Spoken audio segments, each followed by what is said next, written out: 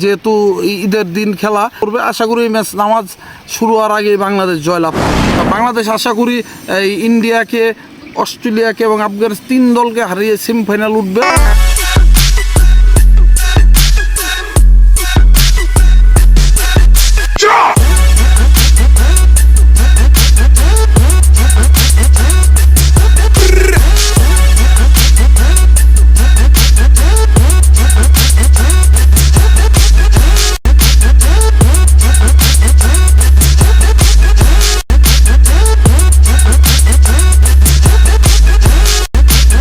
সবাইকে অসংখ্য ধন্যবাদ। ফেসবুক পেজ এবং ইউটিউব চ্যানেল আরএফ ক্রিয়েশন থেকে আমি ফাহাদুজ্জামান ফাহাদ এবং আমার সাথে ক্যামেরায় আছেন আর.ডি. রুদ্র। তো সুতরাং আজকে আমি কথা বলতে চাই টি-20 বিশ্বকাপ নিয়ে। সবাইকে আবারও বলে দেই যে আরএফ ক্রিয়েশন পেজ ফেসবুকেও আছে, ইউটিউবেও আছে। সবাই চ্যানেলটা সাবস্ক্রাইব করেন এবং মতামত জানান, এবং সেই সাথে এই আরএফ ক্রিয়েশন ফেসবুক পেজটা যেটা, ওইটাতে ফলো দিন। নিয়মিত খেলার বিষয়ে বা বিভিন্ন বিষয়ে আপডেট ইনশাল্লাহ আমি দেওয়ার চেষ্টা করব। তো এই মুহূর্তে আমি কথা বলতে চাই টি-20 বিশ্বকাপ নিয়ে। ইউরো শুরু হয়েছে এবং কোপা আমেরিকা 21 তারিখে, অনেক খেলা এই মাসে। তো আপাতত আমি ক্রিকেট বিষয়ে বলতে চাই যে বাংলাদেশ ক্রিকেট টিম কেমন করলো। এই কয়েকদিন ভিডিও করা হয়নি, তো আশা করি এখন কিছুদিন ভিডিও করা হবে নিয়মিত। তো বাংলাদেশ প্রথম ম্যাচ শ্রীলঙ্কাকে পাইছিল, বাংলাদেশ সেই ম্যাচ জয়লাভ করছে।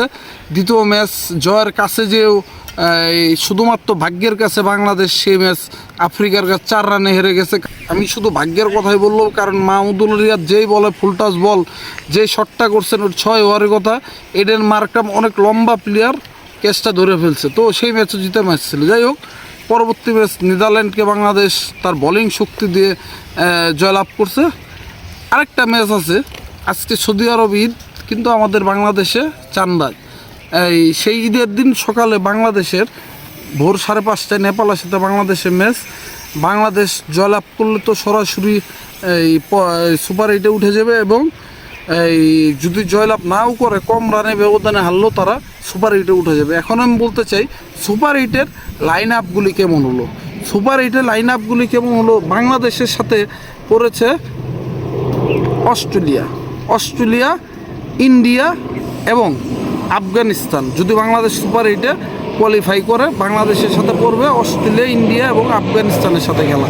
সর্বশেষ আফগানিস্তান। বাংলাদেশের এই বিশ্বকাপে দুর্দান্ত চান্স বা ক্রিয়েট হয়েছে সেমিফাইনাল খেলার, কারণ অস্ট্রেলিয়া বা ইন্ডিয়ার মতো টিমকে তারা যদি পরাজয় করতে পারে। আজকে স্কটল্যান্ড মোটামুটি অস্ট্রেলিয়াকে একটা চ্যালেঞ্জ শুরু দিয়েছে। স্কটল্যান্ড বোলিং লাইন খারাপের জন্য স্কটল্যান্ড এই ম্যাচটা জয়লাভ করতে পারেনি, কিন্তু বাংলাদেশে বোলিং লাইন আপ, দুর্দান্ত বোলিং লাইন আপ।